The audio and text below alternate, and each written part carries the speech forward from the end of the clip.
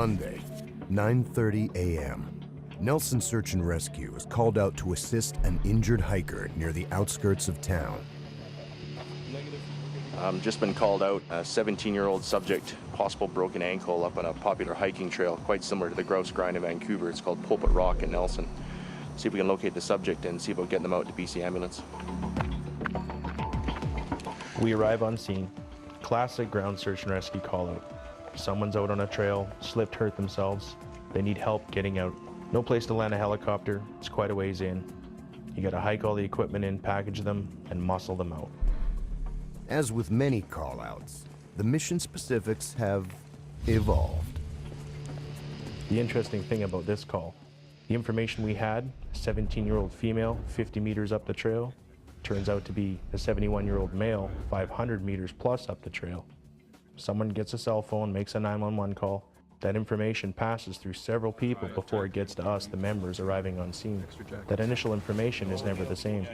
It's hard to prepare for these things because you never know what you're going to get when you really get there, so you got to bring it all. The injured hiker is Ron Fearing from Courtenay, British Columbia on Vancouver Island. Ron is an avid sportsman, an outdoor enthusiast with extensive hiking experience, including a trek to the base camp at Mount Everest in Nepal. I'm bouncing down the trail here, and I'm feeling really good, because I've been up here before on Friday, and I don't know what happened. I just, left leg went out from underneath me, and I heard a snap. And I thought to myself, that doesn't sound good. A bit of an adrenaline rush. I'd been up Pulpit's Peak for an hour and a half up, and we were probably, 20, 30 minutes down, and I'm just trucking right along, probably at a half a jog. And I just stepped on a root about the size of a big snake, and my left foot went out from underneath me. I heard a snap, and I looked down at my foot, and that's not right. It was at 45 degrees to my leg, so I knew I was in trouble at that point. The great thing about a call like this is it's not super technical. It takes lots of manpower. It's where our whole membership can get involved, the experienced to the least experienced. Situations like this, they're an extension of training. Junior members can go hands-on, under pressure, yet still in a safe and controlled manner. They get to use all those ground search and rescue skills they've learned. Do the packaging, set things up, get that subject out. I just settled myself down and calmed myself to the point where I wasn't going to become agitated. I was in a painful situation, and to see that many people arrive, enthusiastic, attentive, alert, and ready to take action right away was just remarkable. It almost brought tears to my eyes. I thought, oh man, these guys are going such an extra mile to get me off this mountain in the condition that I was in. I was quite happy and excited about it. A helicopter arrives to assist the team. It's unfortunate we don't have a belly band for a helicopter right now, so long line's out of the question. So very, very steep terrain, lots of trees. Not really good to do a hot load of any kind with a stretcher, so do the old-fashioned way, gotta hike them out. Although lifting the subject out by long line is not an option, the team has the helicopter fly in equipment and medical supplies using a cargo sling. One of Nelson Search and Rescue's newest members in training is Sheila Sweatman. Originally from Winnipeg, she's now a freelance artist and full-time resident of Nelson. This was my first real rescue, and it was important to me because it really allowed me to get my hands into what was happening right close to the subject. Getting to him what he needs, O2 tanks or more clothing or a pillow, or getting him secured and stable into the stretcher. In our ground search and rescue, we have a rope management portion where we have to learn how to tie a certain number of knots and know how to attach belay systems to each other. And it gave me a really good opportunity to see it and to be part of the team as those techniques were being used. The wheel must take all the weight. You don't want to be lifting up on the stretcher on the sides, because if you're lifting on this side, you're pushing down on the other side.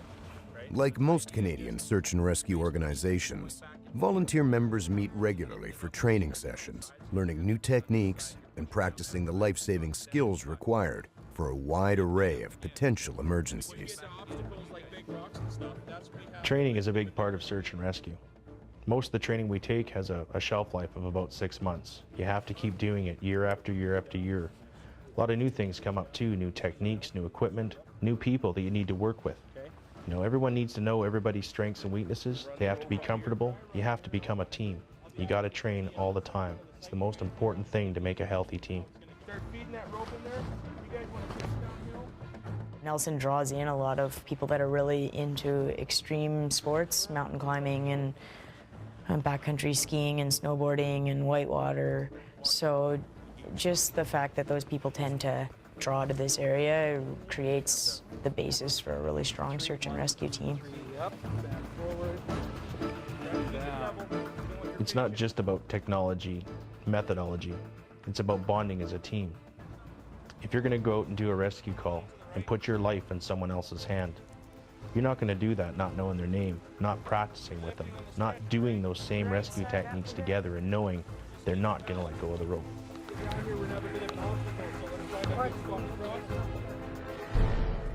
There's a few spots on that trail in particular that we had to lift and get down on rocks, and the trail's tight and there's 5 or 6 of you around the stretcher trying to stabilize it and make sure it doesn't skid away. So you have to be conscious of what's coming up and what you're going over and communicate with the people that you're working with. It doesn't look simple at all, and I'm not so sure it's simple for them, but it sure looks scary to me. And one false step by any one of those members, and you know, I'm jarred and in a very vulnerable condition, and they did it masterfully. It was like I'm floating on air going down there. When we're carrying out the subject on the stretcher, you have to be very conscious that he does have a broken leg, and to what extent we don't know. So you always have to assume that it might be worse than it is and constantly monitor your subject. And he was really conscious and able to respond. Sometimes that may not be the case. So you have to be thinking for your subject. You're doing great. Yeah, how are You you? guys are doing great. Thank you. How are Thank you you doing, guys. Ron? I'm doing good. Thanks, everyone. We got an easy job. Okay, rock up. So our subject's just coming down to the first access road. We're going to load him into the back of a pickup truck to take him down the last little bit here. BC Ambulance is waiting just down on the pavement. Should be a pretty quick transfer. With the most challenging portion of the ordeal now behind him, a relieved and very grateful Ron Fearing jokes with his rescuers. Oh, guys, I can probably make it from I can probably make it from No, you know, we want to get paid all the way to the bottom. That's right. Well, search and rescue to me was a thing that I'd never ever thought of. It was just one of those things that I was going too fast, probably, and the thought of that happening just never entered my mind until suddenly I'm down. They did a remarkable job, and I just have to give my thanks, very hearty thanks to those team members, and thank you for volunteering. The part that's exciting to me when I get a call out is not knowing what I'm going to be doing that day. I could be getting into a boat and jumping into a dry suit and rescuing somebody that way, or it could be climbing into a helicopter and going over mountaintops, and it's the adventure part that's exciting to me, and the task itself exciting to know that somebody needs you and that you're there to help. And with the training that we get, to be the professional that is there to assist, and that part's exciting. Team 1 departing at 11:02, and the helicopter. No SAR mission or training exercise is fully complete without the team regrouping for a debriefing session, where an open discussion helps to perfect their search and rescue skills and techniques for future callouts.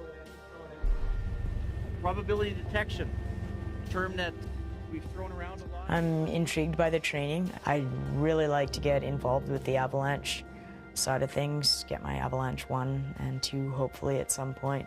I've always had a dream to have a rescue dog, but I don't know if that'll develop. Overall, just basically to enhance my skills in every way. Team's ready to advance. Everybody ready? Ready. Okay, let's go. This was a very successful call. The subject was packaged and removed in a timely fashion, safe and sound to the hospital.